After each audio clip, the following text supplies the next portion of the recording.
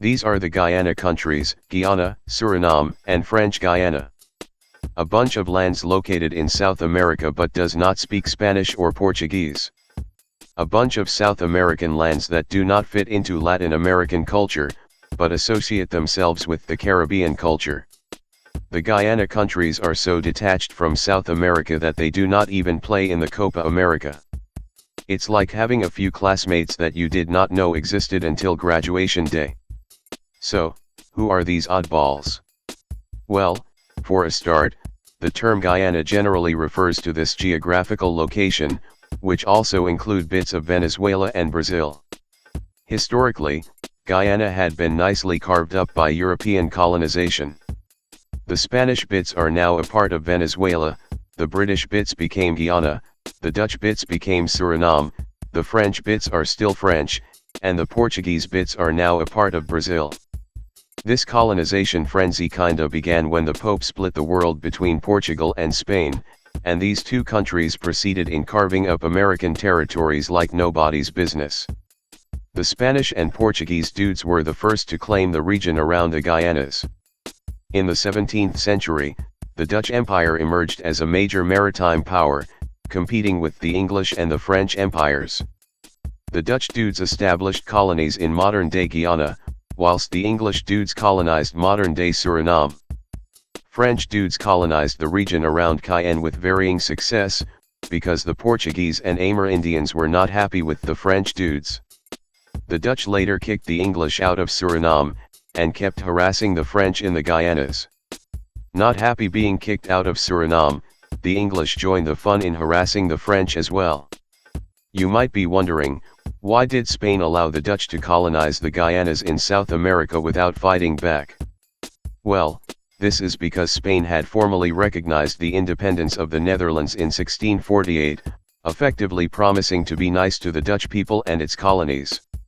Also, by the late 17th century, Portugal and Spain had largely lost their global maritime dominance, and thus allowing the new big bullies to do whatever they want around the world. To attract more settlers, the Dutch in Guiana began inviting some Brits over, and British people eventually became the majority European population in Guiana. There was a growing tension between the British planters in Guiana and the Dutch West India Company, because taxation.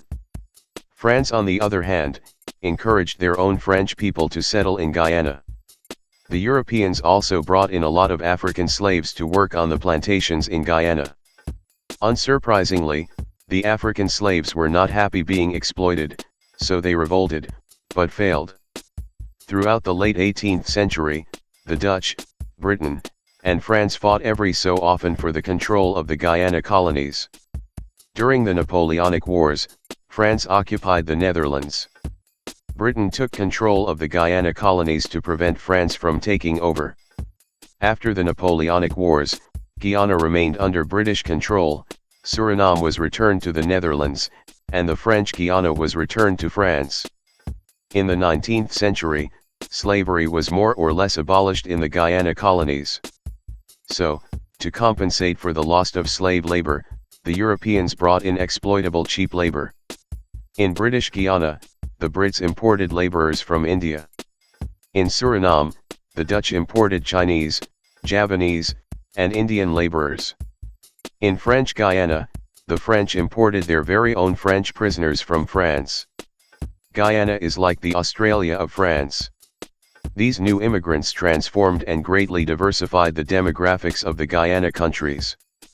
By the turn of the 20th century, bauxite became one of the main exports of Guiana and Suriname. Bauxite was so important that United States decided to occupy Suriname to protect the bauxite mines during World War II. The United States also built a modern air base in British Guiana. This is basically United States showing its muscles in accordance to the Monroe Doctrine, signaling the end of European colonial powers. The presence of United States in British Guiana and Suriname was also strategically important, as French Guiana sided with the Vichy government during World War II. Post-World War II, decolonization became the hottest trend. Guiana gained independence from Britain in the 1960s, followed by Suriname, who gained independence from the Netherlands in the 1970s. Since then, these two independent Guianese countries have charted their own paths side by side like siblings, having occasional quarrels over the area around Tigray, and insisting on driving on the left side of the road. Meanwhile, French Guiana did not demand independence and thus remained a part of France until today. Why? Because it is an overseas department of France, having exactly the same status as mainland France regions and departments. As such, there is nothing much to complain about, more or less. Also, France is generally more assimilating than its British and Dutch counterparts. France built a huge space center in French Guiana, making it a superstar in the European space program. Currently, there is no appetite for independence movement in French Guiana, as French Guiana would be much poorer without the French and European Union subsidies. As such, French Guiana is the most developed and wealthiest among the Guiana countries.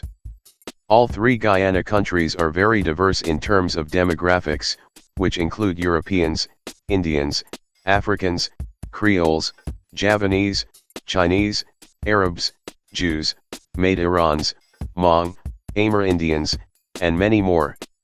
So why do the Guiana countries in mainland South America see themselves as Caribbean countries even though they are not an island and are not even bordering the Caribbean Sea? Well, this is due to the similarity in history and culture with the other Caribbean countries.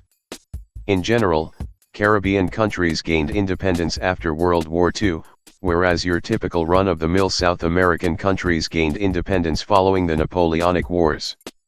Caribbean countries generally started out as slave and plantation colonies, whereas the South American countries generally loved mining, and one South American country even named itself as Silver.